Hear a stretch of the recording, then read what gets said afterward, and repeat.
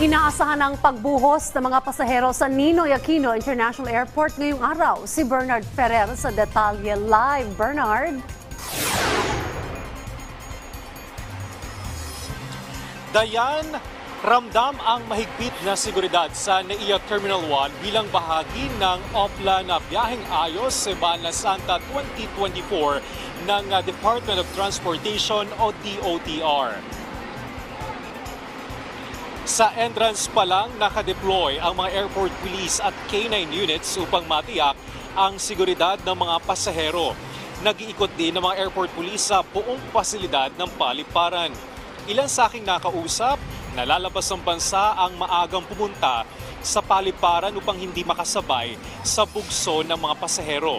Sa datos ng Manila International Airport Authority o MIAA, mula March 24 hanggang March 26, halos 97,000 ang passenger arrival at mahigit 101,000 ang passenger departure para sa domestic flights. Habang mahigit 80,000 ang passenger arrival at mahigit 107,000 ang passenger departure para naman sa international flight. Dayan, pinapaalalahanan ang mga pasahero na pumunta 3 oras bago ang international flight at 2 oras bago ang domestic flight. Dapat ding siguraduhin na kumpleto ang kanilang mga dokumento tulad ng passport at boarding ticket.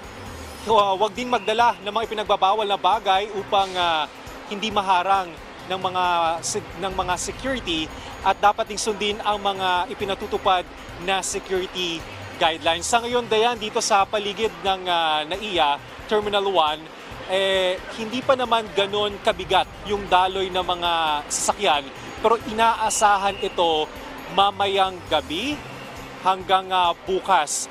Sa ngayon, normal pa rin daw yung pagdating ng mga pasahero, pero mamaya yung aasahan natin na bugso ng mga pasahero na palabas ng bansa, yung mga OFW natin na kababayan, at maging yung magbabakasyon sa labas ng bansa. Dayan? Ingat po sa ating mga kababayan. Maraming salamat sa update, Bernard Ferrer.